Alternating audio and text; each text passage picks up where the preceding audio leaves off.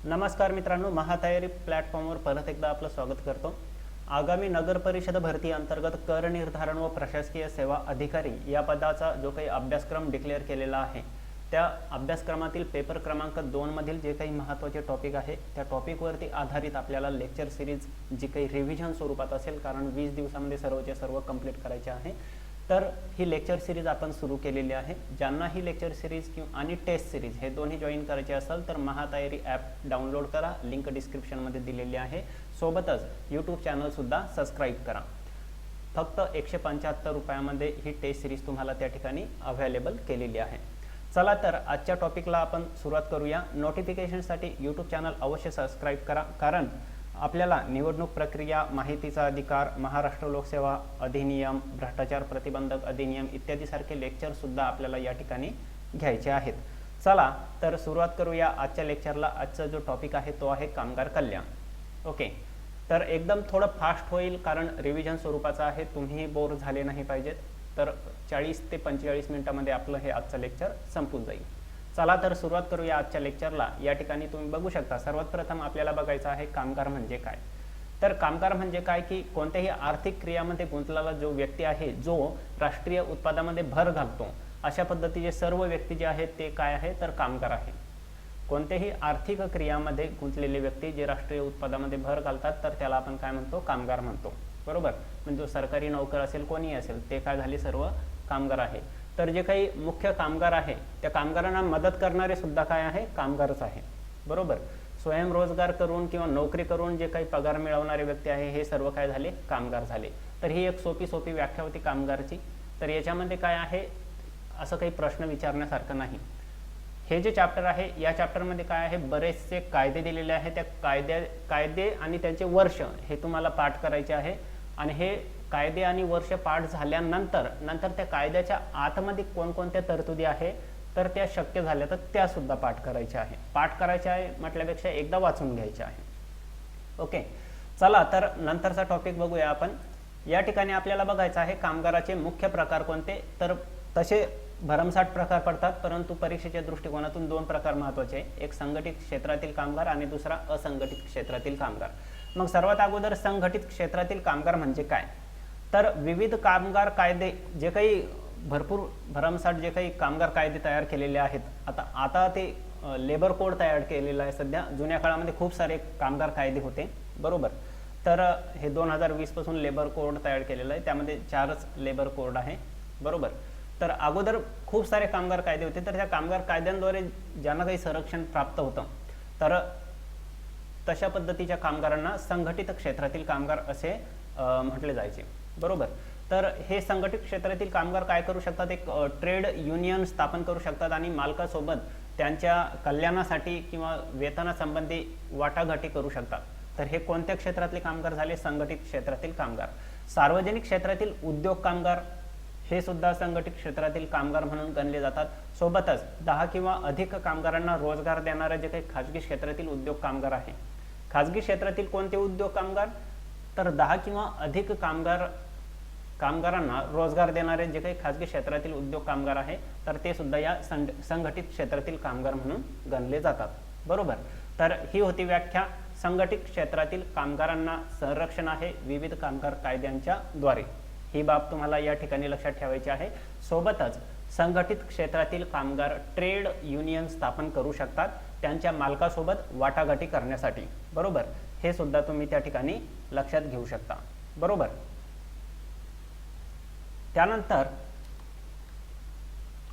त्यानंतरचा टॉपिक आपल्याला बघायचा आहे असंघटित क्षेत्रातील कामगार म्हणजे काय।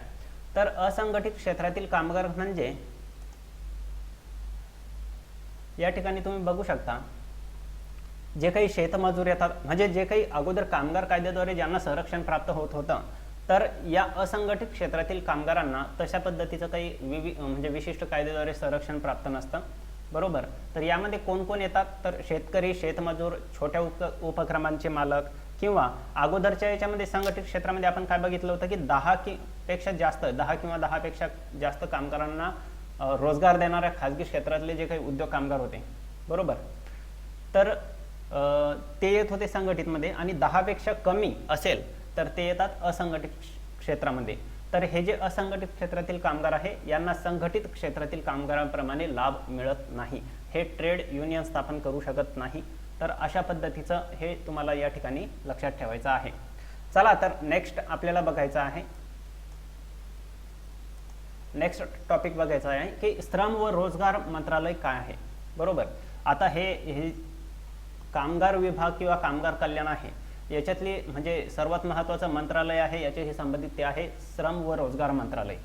तर सर्वप्रथम तुम्हाला माहीत असायला पाहिजे की कामगार हा जो विषय आहे हा समवर्ती सूचीमध्ये येतो। कामगार हा जो विषय आहे तो कोणत्या सूचीमध्ये येतो? समवर्ती सूचीमध्ये। सूची दोन प्रकारची, तीन प्रकारचे आहेत, एक केंद्र सूची, त्यानंतर राज्य सूची, त्याच्यानंतर कोणती आहे? समवर्ती सूची। ओके, तुम्हाला माहित आहे केंद्र सूचीमधील असलेल्या विषयावर केंद्र सरकार कायदे बनवते, राज्य सूचीमधील असलेल्या विषयावर राज्य सरकार कायदे बनवते आणि समवर्ती सूचीमध्ये असलेल्या विषयावर केंद्र आणि राज्य हे दोन्ही सुद्धा कायदे बनवतात। बरोबर, आणि दोघांनी कायदे बनवले तर केंद्राचा कायदा वरचढ ठरतो हे आपल्याला माहित आहे। तर कामगार हा विषय आहे हा समवर्ती सूचीमध्ये येतो हे तुम्हाला माहित असणं आवश्यक आहे। बरोबर, त्याच्यानंतर आपल्याला माहित असायला पाहिजे की श्रम व रोजगार मंत्रालयाचा उद्देश काय आहे। तर कामगाराच्या हिताचं रक्षण करणं हा श्रम व रोजगार मंत्रालयाचा उद्देश आहे। सोबतच उच्च उत्पादन व उत्पादकतेसाठी सुद्धा पर्यावरणाचे सृजन करणं हा सुद्धा श्रम व रोजगार मंत्रालयाचा उद्देश आहे। बरोबर, हे म्हणजे अशा पद्धतीचे दोन ए आणि बी अशा पद्धतीचे दोन ऑप्शन तुम्हाला देऊ शकतात आणि वरीलपैकी दोन्ही किंवा वरीलपैकी एक नाही, फक्त अ फक्त ब अशा पद्धतीचे काही ऑप्शन येऊ शकतात। तर हे तुम्हाला माहीत असणं आवश्यक आहे। सोबतच एक्झाम TCS घेत आहे म्हणजे प्रश्न काही पण विचारू शकतात, कारण त्यांना अनेक शिफ्टमध्ये एकाच टॉपिकवर प्रश्न विचारायचे असतात, तर त्यांना प्रश्न कमी पडतात। तर म्हणून ते काहीही प्रश्न विचारू शकतात, म्हणजे MPSC सारखं नाही आहे, ते काहीही इतर डीप स्टॅटिक GK अशा पद्धतीचे काही प्रश्न विचारू शकतात। तर यामध्ये ते असा सुद्धा प्रश्न विचारू शकतात की सध्याचे केंद्रीय व श्रम रोजगार मंत्री कोण आहे? तर ते आहे भूपेंद्र यादव, श्री भूपेंद्र यादव। म्हणजे हे आजच्या डेटला जसं की 3 ऑक्टोबर 2023 रोजी ते तरी श्रम व रोजगार मंत्री आहे, केंद्रीय श्रम व रोजगार मंत्री। हे एवढं तुम्हाला या ठिकाणी लक्षात ठेवायचं आहे।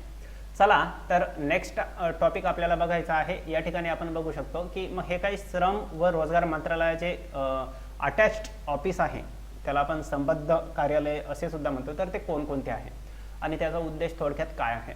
बरोबर, हे सुद्धा तुम्हाला माहीत असणं आवश्यक आहे। तर या ठिकाणी तुम्ही बघू शकता की सर्वात पहिलं जे म्हणजे त्यांचे 4 अटॅच्ड ऑफिस आहे, 4 अटॅच्ड ऑफिस आहे, त्याला संबद्ध कार्यालय आपण असे सुद्धा म्हणतात, अटॅच्ड ऑफिस। तर त्यापैकी पहिला आहे DGET।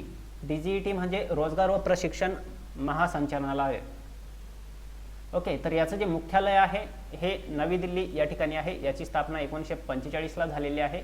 आता हे रोजगार व प्रशिक्षण महासंचालनालय याचे उद्देश काय आहे ते आपल्याला बघायचं आहे। तर संपूर्ण देशातील व्यावसायिक प्रशिक्षण क्षेत्रातील धोरणे, मानके, मापदंड आणि दिशानिर्देश ठरवायचं जे काम आहे ते या DGETचं आहे।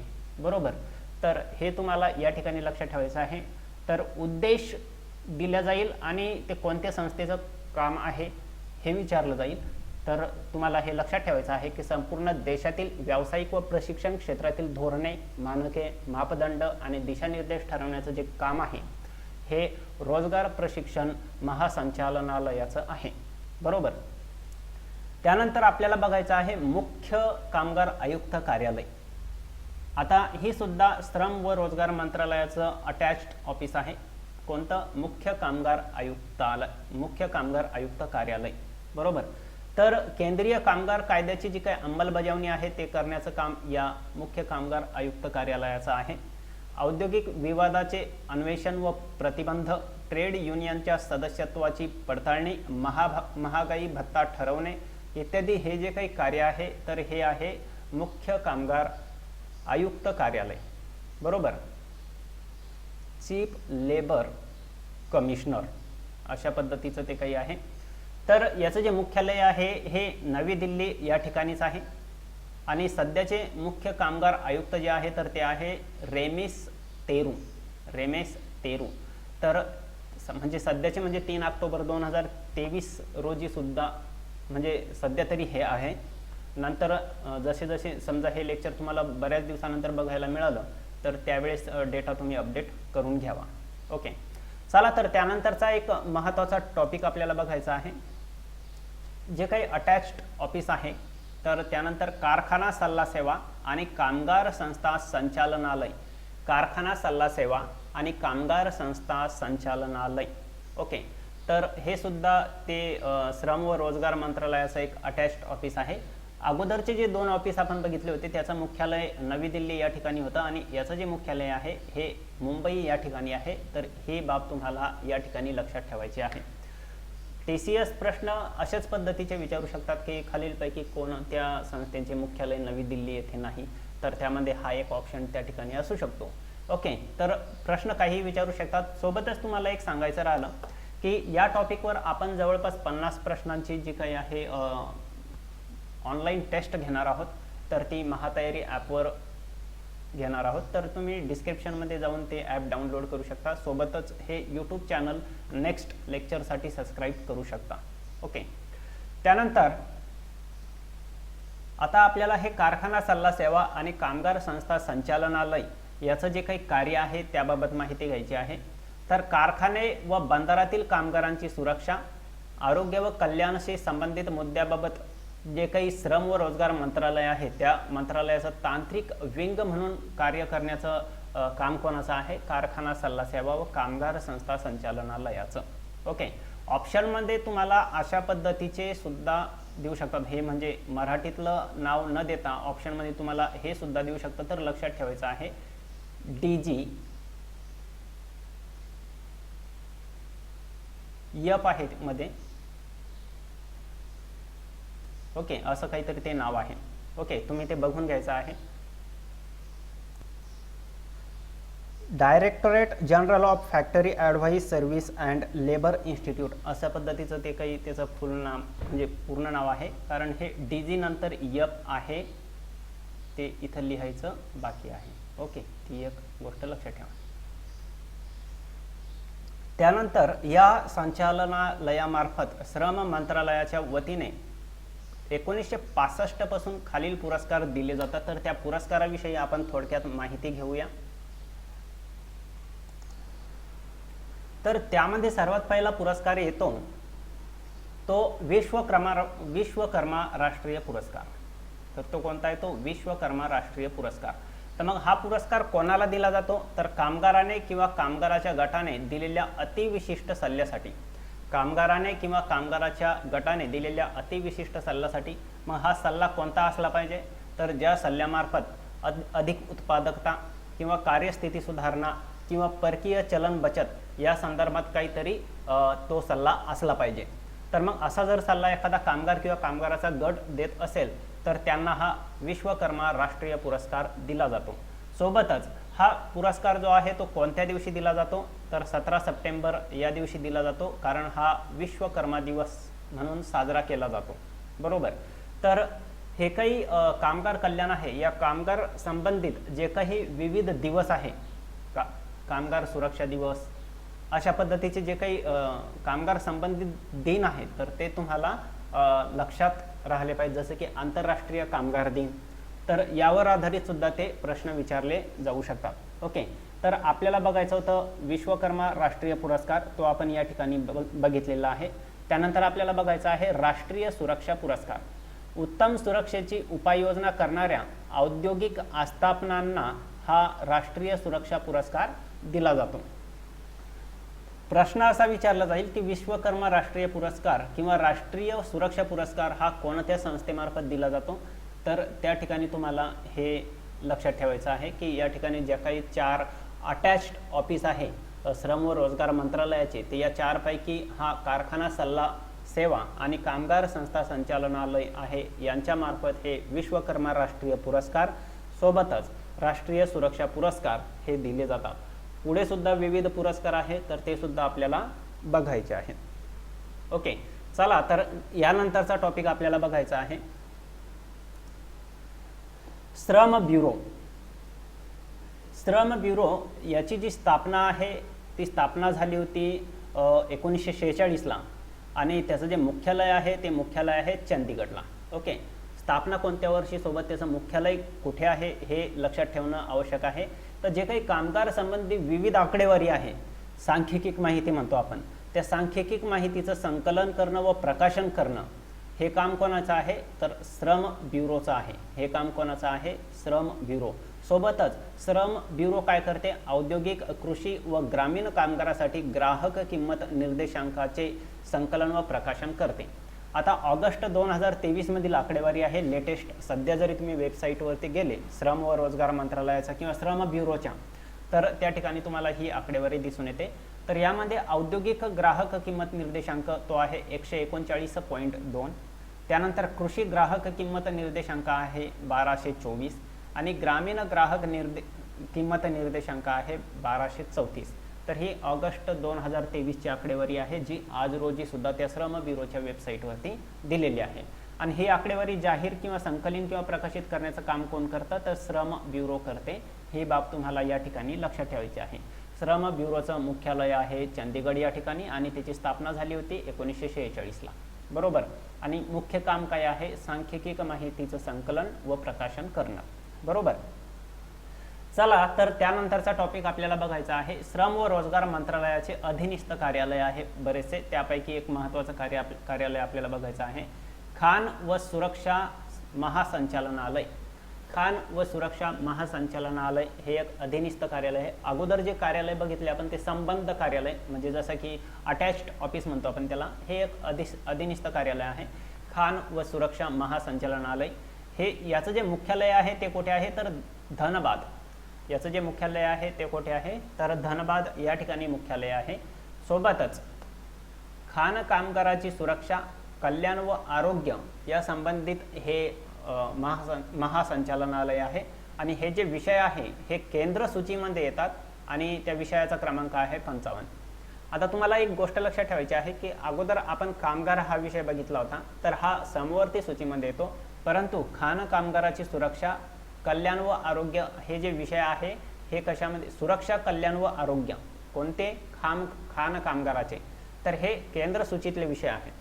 ओके, केंद्र सूचीतील विषय आहे आणि त्या विषयाचा क्रमांक आहे 55. त्यानंतर हे जे काय खाण अधिनियम 1952 आहे, या अधिनियमाचं प्रशासन करण्याचं जे काम आहे ते कोणाचं आहे, खाण सुरक्षा महासंचालनालयाचं, बरोबर. सोबतच राष्ट्रीय सुरक्षा पुरस्कार खाणी 1983 पासून दिला जातो. राष्ट्रीय सुरक्षा पुरस्कार खाणी 1983 पासून दिला जातो. या अगोदर आपण फक्त राष्ट्रीय सुरक्षा पुरस्कार बघितला होता. या अगोदर तुम्ही आपण लास्ट स्लाइडला तुम्ही बघू शकता या ठिकाणी राष्ट्रीय सुरक्षा पुरस्कार. तर इथं कंसामध्ये खाणी हा शब्द नाहीये, तर हा कारखाना सल्ला व कामगार संस्था संचालनालयामार्फत दिला जातो.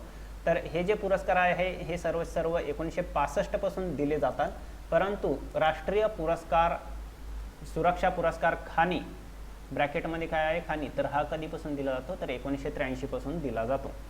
त्यानंतर आपल्याला बघायचं आहे काही स्वायत्त संस्था, त्यामध्ये कर्मचारी राज्य विमा निगम, तर याची सविस्तर माहिती आपण पुढे दिलेली आहे. विमा संरक्षित व्यक्ती व त्यांच्या कुटुंबांना वैद्यक देखभाल व उपचाराची सुविधा देण्यासाठी हे कर्मचारी राज्य विमा निगम आहे. तर सविस्तर माहिती याची आपण पुढे दिलेली आहे. त्याच्यानंतर दुसरी स्वायत्त संस्था आहे कर्मचारी भविष्य निर्वाह निधी संघटना, ज्याला आपण EPFO असं सुद्धा म्हणतो.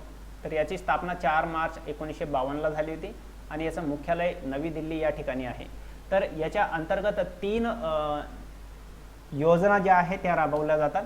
तर त्या योजना माहीत पाहिजेत, त्यावर आधारित सुद्धा प्रश्न विचारले जातात, त्यांचे वर्ष सुद्धा माहीत पाहिजे.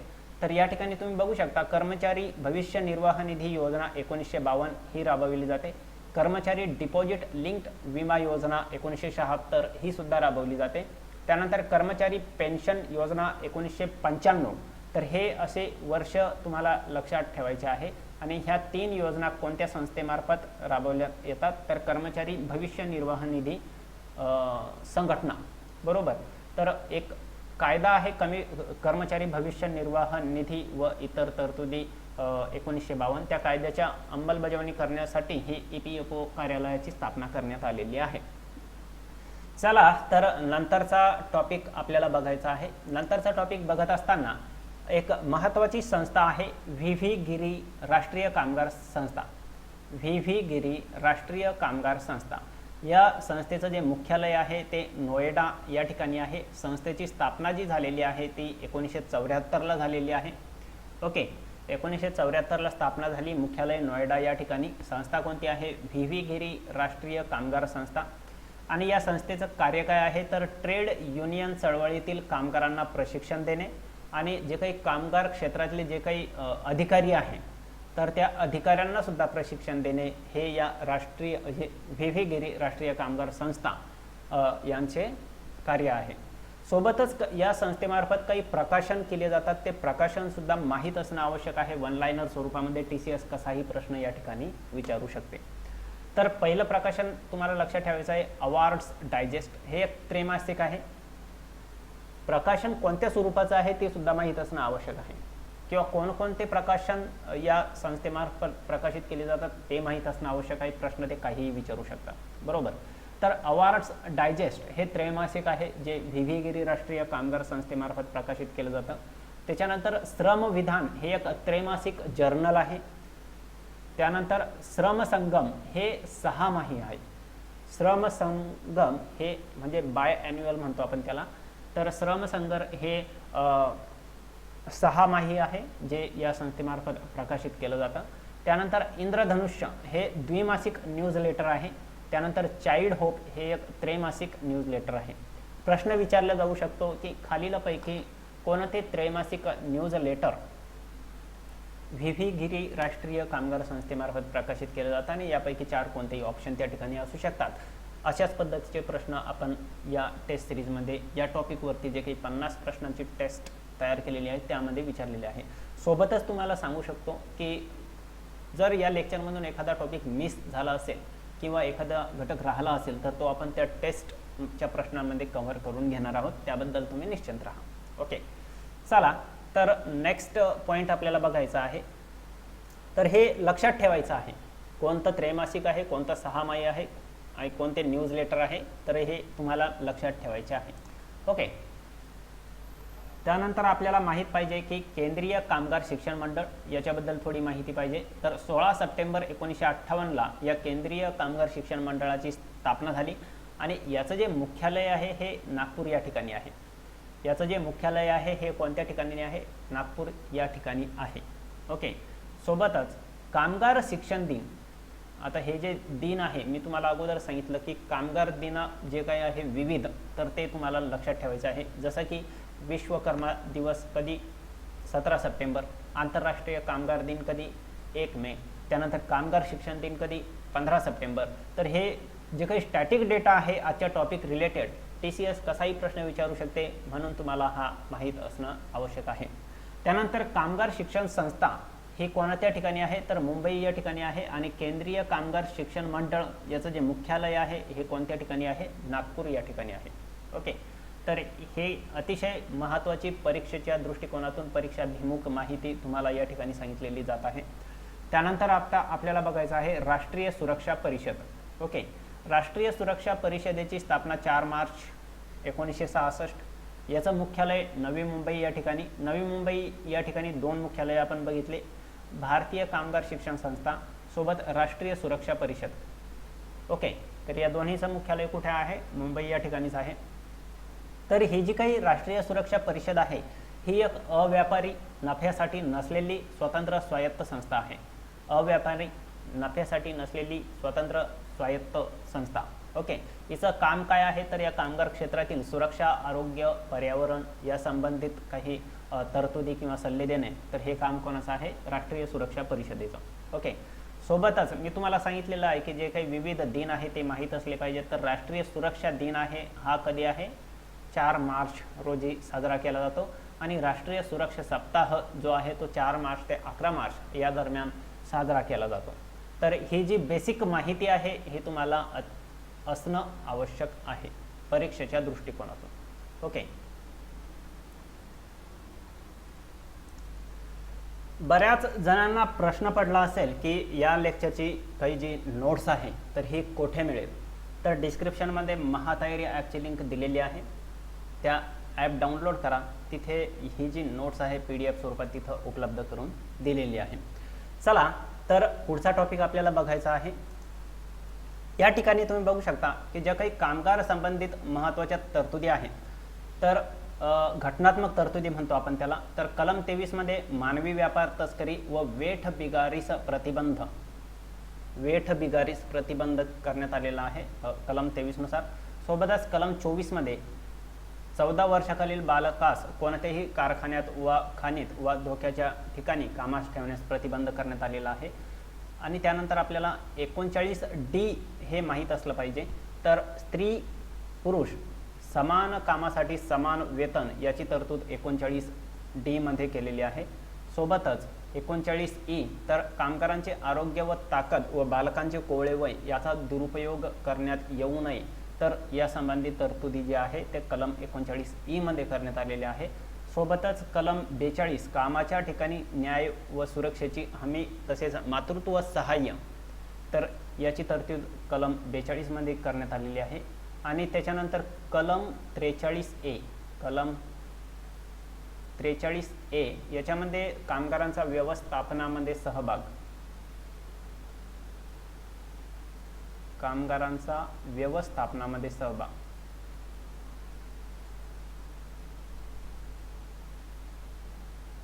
या संबंधित तरतुदी आहेत. ओके, तर हे घटनात्मक तरतुदी तुम्हाला माहीत असणं आवश्यक आहे. त्यानंतर थोडक्यात माहिती आपल्याला बघायची आहे किमान वेतन कायदा 1948.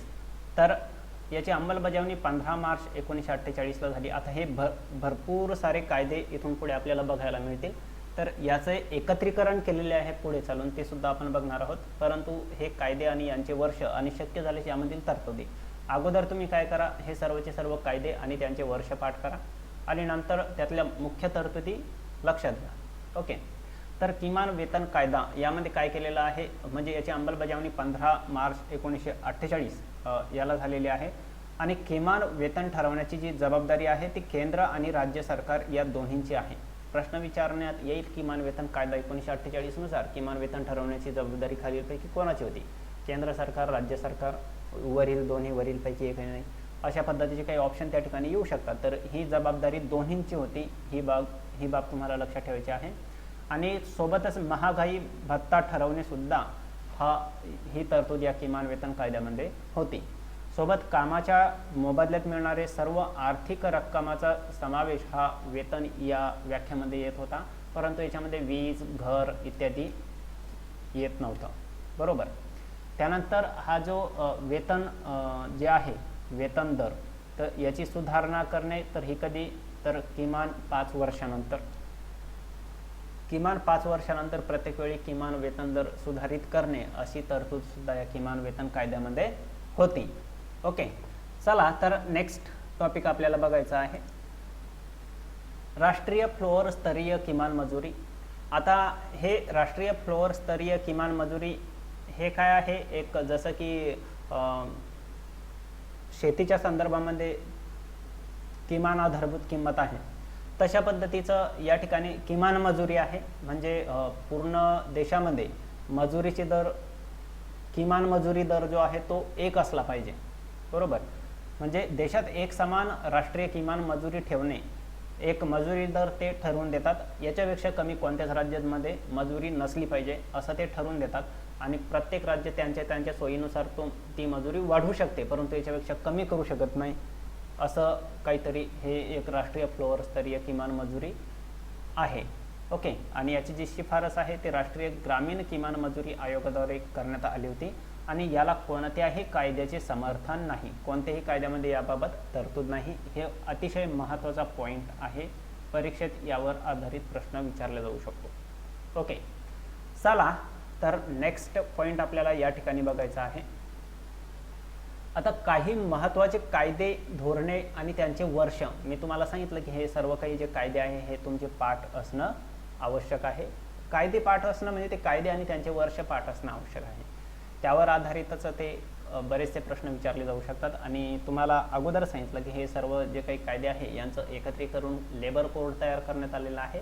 त्या लेबर कोडबद्दल सुद्धा आपण पुढे माहिती घेणारच आहोत. ओके, तर मजुरी पेमेंट कायदा 1936, कर्मचारी भरपाई कायदा 1923, बोनस पेमेंट कायदा 1965, पेमेंट ऑफ ग्रॅच्युइटी कायदा 1972. पेमेंट ऑफ ग्रॅच्युइटी कायदा म्हणजे काय की याच्यामध्ये रिटायर झाल्यानंतर तुम्हाला काहीतरी पेमेंट भेटते. तर हे पेमेंट कसं असते की जसं की समजा एखादा व्यक्ती नोकरी करतोय, कमीत कमी 5 वर्ष नोकरी केलेली असावी आणि त्यानंतर तो जर रिटायर झाला सोबत किंवा तो अपघाती मृत्यू झाला, ओके, तर अशा पद्धतीचं जर काही असेल तर ते पेमेंट म्हणजे ग्रॅच्युइटी पेमेंट भेटतं. तर ते पेमेंट 10 लाखापर्यंत असते. सध्याची तरतूद नक्की माहीत नाही, परंतु सध्याच्या स्थितीमध्ये 10 लाखापर्यंत असते. किंवा जे काही शेवटचं वेतन होतं, जे आता पेमेंट ऑफ ग्रॅच्युइटी कायद्यामध्ये होतं काय, जे काही शेवटचा पगार होता त्या पगारानुसार 15 दिवसाचा पगार, 15 दिवसाचा पगार प्रतिवर्ष, ओके. आता हा जो 15 दिवसाचा पगार आहे प्रतिवर्ष, समजा एखाद्या व्यक्तीने 5 वर्ष नोकरी केली, 5 वर्ष नोकरी केली, तर 15 दिवसाचा जो काही पगार होईल तो गुणिले 5 एवढी जी रक्कम आहे ती त्याला ग्रॅच्युइटी म्हणून दिली जाते. आणि ही रक्कम किंवा 10 लाख रुपये यापैकी जे जास्त आहे तेवढी ती दिली जाते, बरोबर.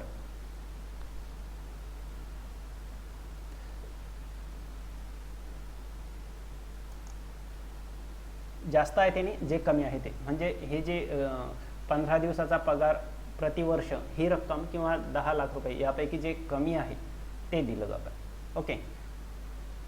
तर याच्यासाठी म्हणजे किमान 5 वर्ष नोकरी केलेली असावी, मग ते जास्तीत जास्त किती वर्ष करू शकतात, ओके. त्यानंतर महत्त्वाचे कायदे आहे बंधक कामगार रद्दबातल अधिनियम 1976, ओके. जी काही बंधक कामगार किंवा वेठबिगारी कामगार प्रथा आहे ती 25 ऑक्टोबर 1975 पासून समाप्त करण्यात आलेली आहे. अतिशय महत्त्वाची दिनांक आहे, लक्षात ठेवा. त्यानंतर महाराष्ट्र माथाडी हमाल व इतर श्रमजीवी कामगार नोकरीचे व नियमन व कल्याण अधिनियम 1969. तर हे वर्ष तुम्हाला वारंवार पाठ करायचे आहे. एका दिवसात ते होणार नाही, परंतु दररोज तुम्हाला त्या ठिकाणी त्याच्यावर नजर टाकायची आहे. राष्ट्रीय बाल कामगार धोरण 1987, राष्ट्रीय बाल कामगार प्रकल्प योजना 1988. तर असे विविध काही वर्ष आहेत, तर ते तुम्हाला या ठिकाणी लक्षात ठेवायचे आहे, ओके. नेक्स्ट आपल्याला बघायचे आहे कर्मचारी राज्य विमा कायदा. कर्मचारी राज्य विमा कायदा हा आहे 1948चा. तर याच्यामध्ये ही शिफारस केली होती BP आडारकर समितीनं आणि या कायद्याची जी अंमलबजावणी आहे ती 19 एप्रिल 1948ला झाली होती. तर या कायद्याचे प्रशासन करण्यासाठी काय आहे तर कर्मचारी राज्य विमा महामंडळ. कर्मचारी राज्य विमा महामंडळ हे आहे कशासाठी, याला ESIC असं काहीतरी नाव आहे, ओके. तर याद्वारे हे कर्मचारी राज्य विमा कायद्याचं काय केलं जातं, प्रशासन केलं जातं.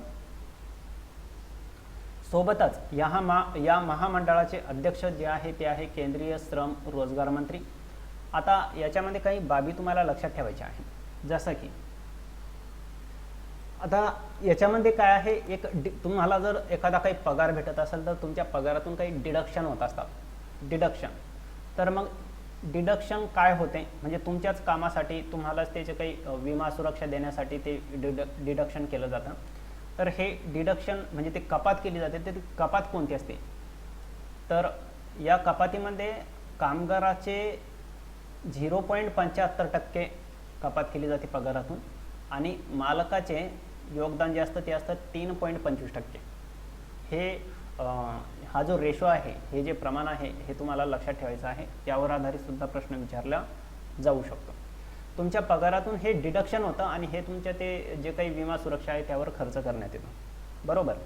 मग आता याच्यासाठी जे काही अंशदान प्रमाण आहे हे कोणाच्या खात्यातून कटते तर ज्यांचा पगार 21,000 रुपयापेक्षा कमी आहे त्यांच्या खात्यातून हे कटतं.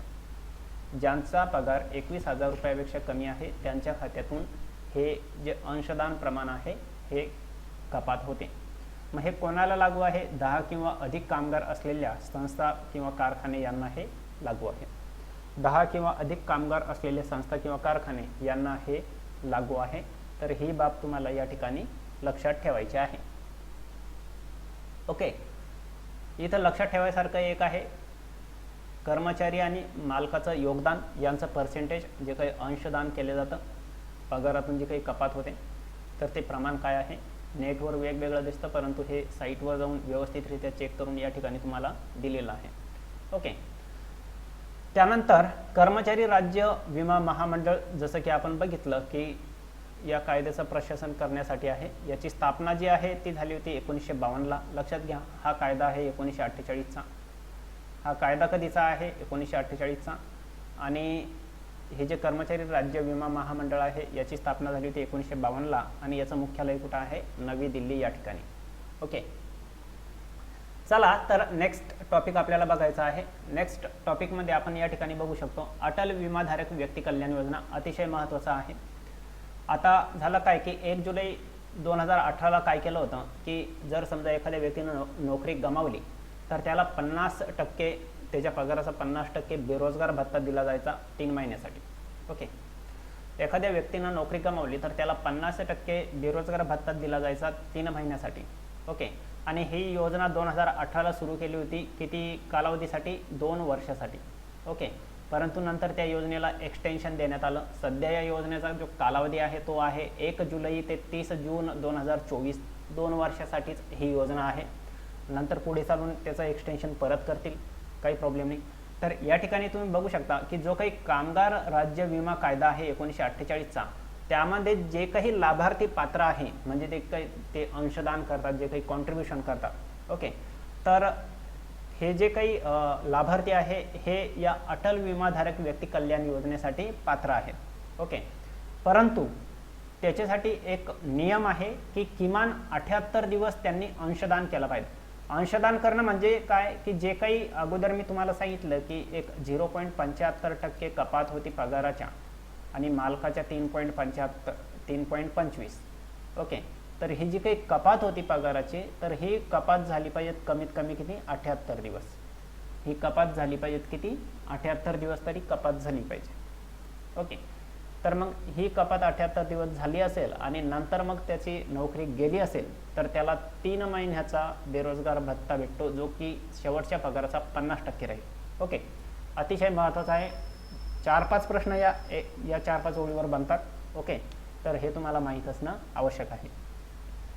त्यानंतर औद्योगिक विवाद कायदा 1947 हा केवळ संघटित क्षेत्रातील कामगारांसाठी आहे.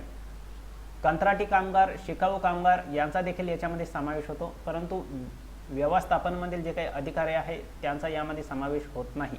तर हा कायदा कशासाठी आहे? कामगार व व्यवस्थापना यामधील विवाद सोडवण्यासाठी हा कायदा आहे. औद्योगिक विवाद कायदा 1947. ओके, तर माहीत असणं आवश्यक आहे कायदा आणि ते वर्ष आणि सोबत तो कोणत्या कामगारासाठी लागू आहे. ओके, त्यानंतर मातृत्व लाभ सुधारणा कायदा 2017. मातृत्व लाभ सुधारणा कायदा 2017. आता जुना कायदा होता 1961चा, त्यामध्ये काय केलेली आहे? सुधारणा केलेली आहे. ओके, तर यामध्ये काय तरतुदी आहे तर नोकरी करणाऱ्या महिलांना 26 आठवड्याची मातृत्व रजा दिली जाते. जे काही महिलांना पहिले 2 मुलं किंवा पहिले 2 बालकं होतात. ओके, पहिल्या 2 जन्मासाठी तर 26 आठवड्याची रजा दिली जाते आणि तिसरं जर बालक असेल म्हणजे 2 प्रसूती झाल्यानंतर जे तिसरं असेल तर त्याच्यासाठी 12 आठवड्याची मातृत्व रजा दिली जाते. 26 आठवड्याची मातृत्व रजा ही पहिल्या 2 प्रसूतीसाठीच आहे. ओके, तर प्रश्न हा येईल 1 लाईनर स्वरूपात की मातृत्व लाभ सुधारणा कायदा 2017 अंतर्गत नोकरी करणाऱ्या महिलांना किती आठवड्याची मातृत्व रजा दिली जाते? ओके, तर लक्षात ठेवा 26 आठवड्याची. जो जुना कायदा होता त्या जुन्या कायद्यामध्ये 12 आठवड्याची अशी तरतूद होती, परंतु 2017 मध्ये सुधारणा करून ती 26 आठवडे अशी केलेली आहे. ओके, सोबतच जे काही मालक आहे ते त्यांना घरून काम करण्याची संमती देऊ शकतात. त्यानंतर ते बाळ ठेवण्याची जे काही क्रेशे सुविधा वगैरे म्हणतात तर 50पेक्षा अधिक कामगार असलेले जे काही आस्थापना आहेत त्यांनी ते क्रेशे सुविधा करावी अशी तरतूदसुद्धा या कायद्यामध्ये आहे. ओके, तर लक्षात घ्या, अतिशय महत्त्वाचे पॉईंट आहे. कामगार कल्याण हा टॉपिक आहे. एक वेळ तुम्ही लेक्चर बघितलं की तुम्हाला कदाचित ते परीक्षेमध्ये हे सर्व काही आठवून जाईल, त्याबद्दल निश्चिंत राहा. ओके, आणि वेळ भेटल्यास 2 वेळा ते फास्ट स्पीडमध्ये घेऊन हे लेक्चर तुम्ही बघू शकता. नेक्स्ट पॉईंट आपल्याला बघायचा आहे कंत्राटी कामगार कायदा. याचं वर्ष लक्षात ठेवा, 1970. ओके, 12 महिने किंवा अधिक कालावधीत 20 किंवा अधिक कामगार कार्यरत आहेत किंवा कंत्राटी पद्धतीने असले तरी चालतात अशा ठिकाणी हा कंत्राटी कामगार कायदा लागू आहे. आणि हंगामी स्वरूपाच्या आस्थापनांसाठी हा कायदा लागू नाही. ओके, ह्या 2 तरतुदी तुम्हाला या ठिकाणी लक्षात ठेवायच्या आहे.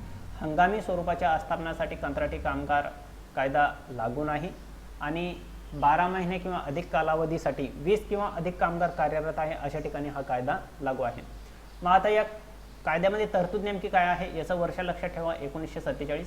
तर जे काही कॉन्ट्रॅक्ट बेसिसवाले जे काही कामगार आहेत त्यांची पिळवणूक होऊ नये या संबंधित तरतुदी या कंत्राटी कामगार कायद्यामध्ये आहे. ओके, त्यानंतर परत एक महत्त्वाचा कायदा आपल्याला बघायचा आहे, असंघटित कामगार सुरक्षा कायदा 2008. याची अंमलबजावणी झाली 16 मे 2009ला.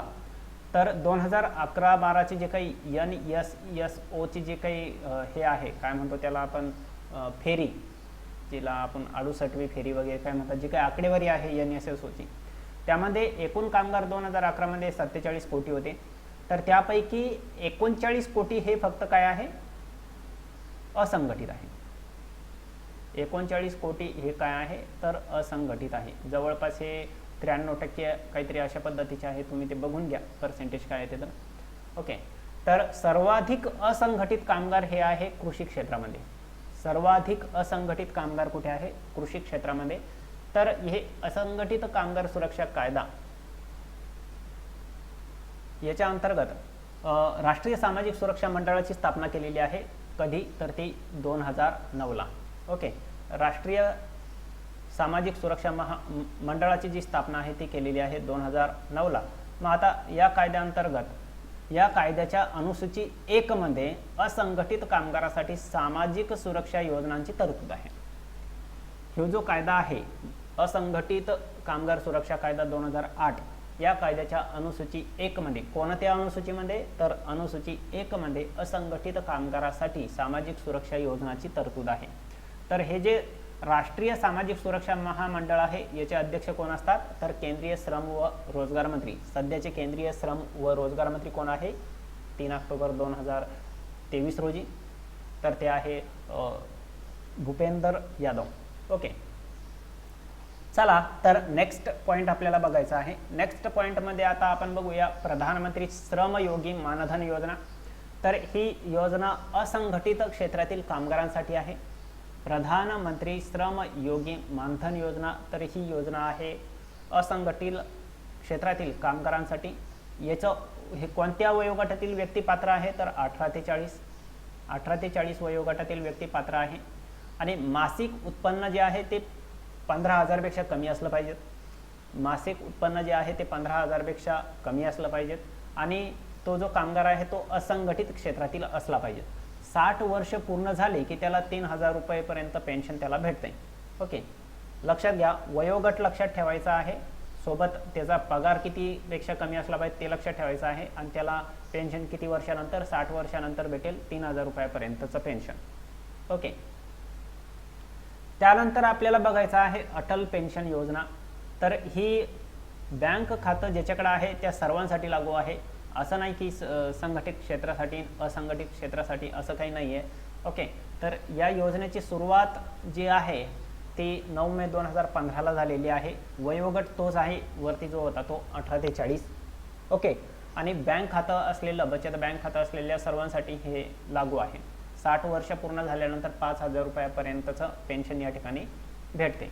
ओके, चला नेक्स्ट आपल्याला बघायचं आहे. ह्या सर्व काय आहे सामाजिक सुरक्षा योजना आहे. त्यानंतर आपल्याला बघायचं आहे प्रधानमंत्री सुरक्षा विमा योजना. याचा वयोगट आहे 18 ते 70 आणि प्रीमियम दर आहे तो आहे 12 रुपये.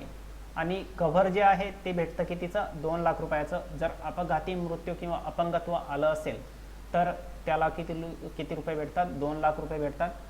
पैसे किती भरायचे आहे, 12 रुपये. पण हे कसे, वार्षिक.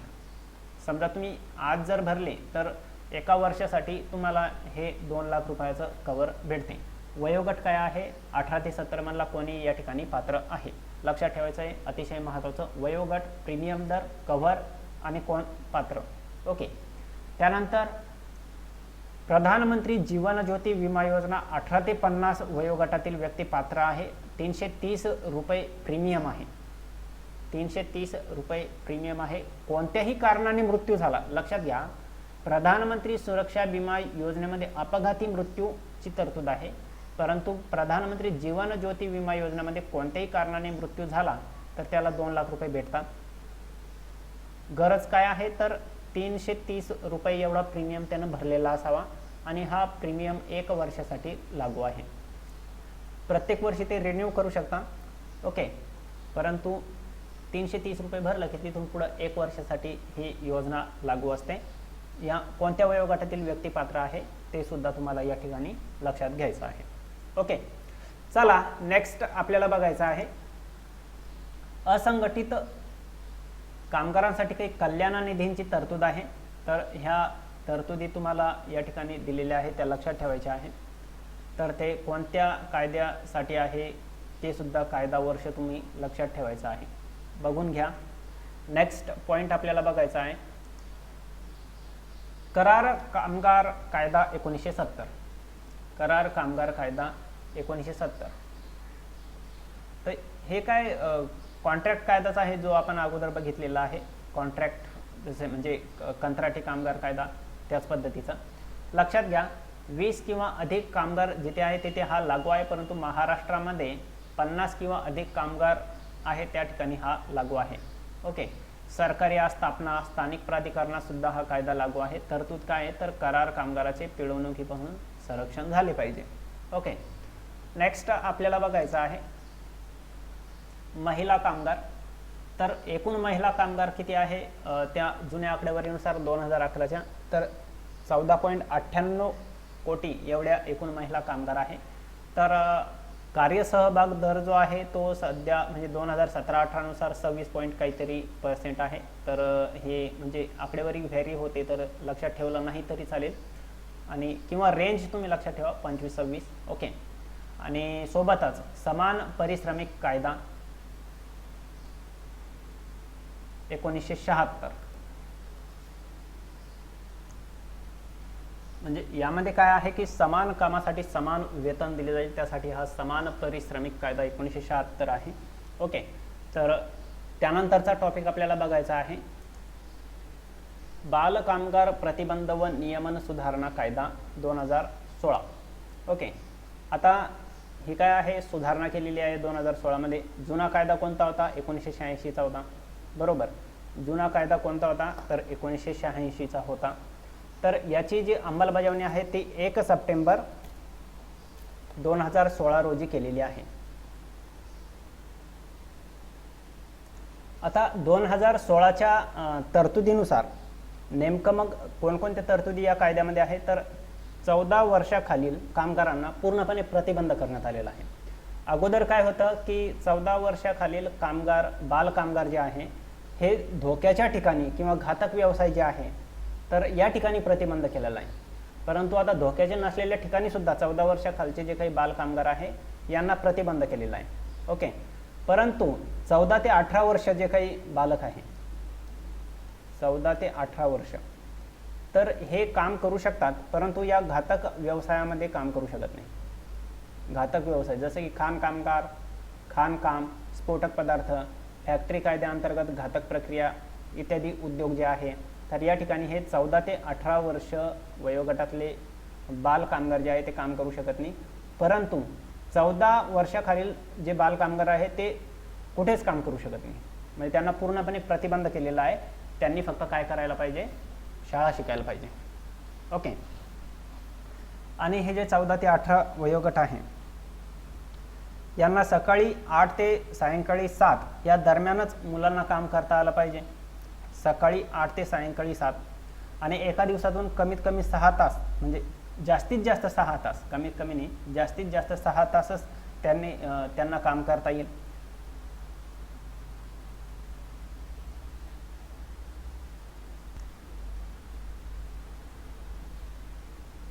सोबतच याला एक अपवाद दिलेला आहे. जे काही 14 वर्षाखालील बाल कामगार आहे हे कोठे काम करू शकतात? एक कौटुंबिक व्यवसाय, त्यानंतर कलाकार,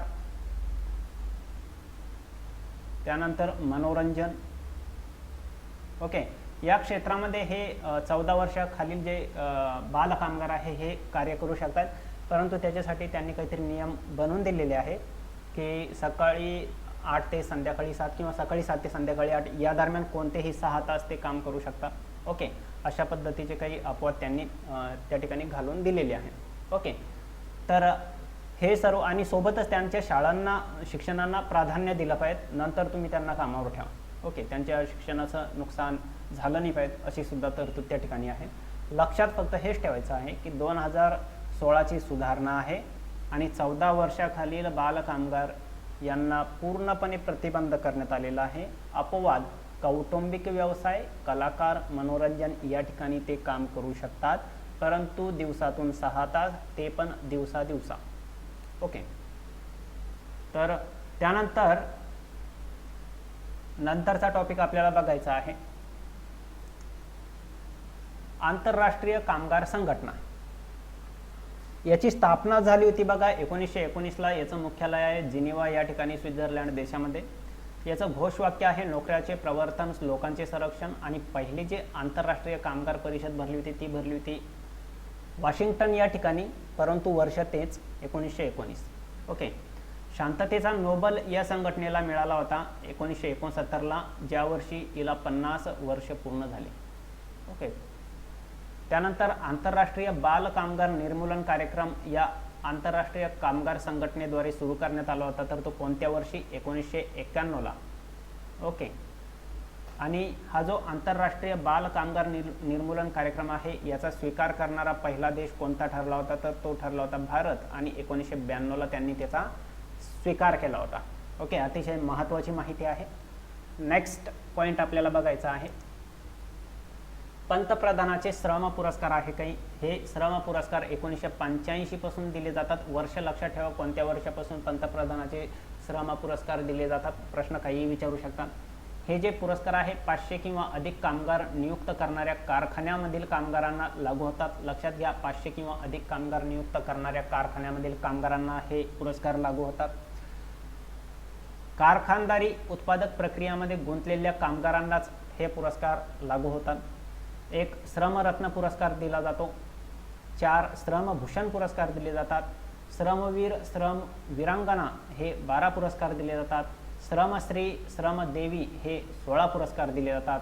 पुरस्कार प्राप्त व्यक्तींना द्वितीय श्रेणीतील जे काही रेल्वे भाडे आहे तर त्यामध्ये 75% सूट दिली जाते. ओके, लक्षात ठेवायचं आहे, अतिशय महत्त्वाचा पॉईंट आहे. नेक्स्ट पॉईंट आपल्याला बघायचा आहे पंडित दीनदयाल उपाध्याय श्रममेव जयते कार्यक्रम. याची सुरुवात झाली होती 16 ऑक्टोबर 2014ला. यामध्ये 5 योजनांचा समावेश आहे. एक आहे श्रम सुविधा पोर्टल, त्यानंतर वैश्विक खाते क्रमांक, त्यानंतर अनिश्चित तपासणी योजना, त्यानंतर अप्रेंटिस प्रोत्साहन योजना, त्यानंतर नवीन राष्ट्रीय स्वास्थ्य विमा योजना. तर या 5 योजनांचा जो काही समावेश आहे तो पंडित दीनदयाल उपाध्याय श्रममेव जयते कार्यक्रमामध्ये आहे. नेक्स्ट पॉईंट आपल्याला बघायचा आहे लेबर कोड. तर यामध्ये जवळपास 29 कामगार कायद्याचं एकत्रीकरण, जे काही भरमसाठ कायदे आपण बघितले तर सर्व कायद्याचे जे काही आहे ते एकत्रीकरण करून 4 लेबर कोड 2020 हे तयार केलेले आहेत. तर लक्षात घ्या, कोड ऑन वेजेस 2019 याची अंमलबजावणी 8 ऑगस्ट 2019ला झालेली आहे आणि उरलेले जे 3 आहे तर त्यांची अंमलबजावणी 29 सप्टेंबर 2020ला झालेली आहे. तर उरलेले कोणते आहे? इंडस्ट्रियल रिलेशन कोड 2020, त्यानंतर occupational safety health and working condition code 2020, त्यानंतर code on social security 2020. Okay, तर हे सर्व काय आहे? हे 4 कोड तुम्हाला लक्षात ठेवायचे आहे. लेबर कोड 2020 असं त्याला म्हणतात. म्हणजे यामध्ये भरमसाठ तरतुदी आहे, पण ते आपल्याला बघायच्या नाहीत. ओके, नेक्स्ट पॉईंट आपल्याला बघायचा आहे. आता काही जुन्या इतिहासातल्या काही घटना आहे. आयटक ही All India Trade Union Congress आहे. याची स्थापना कधी झाली होती? 31 ऑक्टोबर 2020ला. पहिले अध्यक्ष कोण होते? लाला लजपत राय. प्रश्न विचारला जाऊ शकतो, म्हणून या ठिकाणी हा टॉपिक आपण घेतलेला आहे. ओके, त्यानंतर आपल्याला बघायचं आहे INTUC, Indian National Trade Union Congress. प्रेरणा कोणाची? तर सरदार वल्लभभाई पटेल यांची. पहिले अध्यक्ष सुरेशचंद्र बॅनर्जी. त्यानंतर मुखपत्र कोणतं आहे? Indian worker. हे कोणत्या पद्धतीचं मुखपत्र आहे? तर ते आहे साप्ताहिक. ओके, तर अशा पद्धतीचा आपण थोडक्यात माहिती या ठिकाणी घेतलेली आहे. यानंतर जर काही राहून गेलं असेल या घटकावरती, तर ते आपण टेस्ट सिरीजच्या क्वेश्चनमध्ये नक्कीच कव्हर करणार आहोत. त्याबद्दल निश्चित राहा. हे लेक्चर परत तुम्ही बघू शकता. या लेक्चरची जी नोट्स आहे ती महातयारी ॲपवर अपलोड केलेली आहे. तुम्ही आजच डिस्क्रिप्शनमध्ये जाऊन महातयारी ॲप डाउनलोड करू शकता. यूट्यूब चॅनलसुद्धा सबस्क्राईब करू शकता. भेटूया नवीन टॉपिकसह. माहितीचा अधिकार या टॉपिक्सबद्दल आपण नेक्स्ट लेक्चर घेणार आहोत. यूट्यूब चॅनल सबस्क्राईब करा. Thank you so much. लेक्चर यानंतरचे जे लेक्चर आहे ते महातयारी ॲपवर अपलोड होतील. थँक्यू.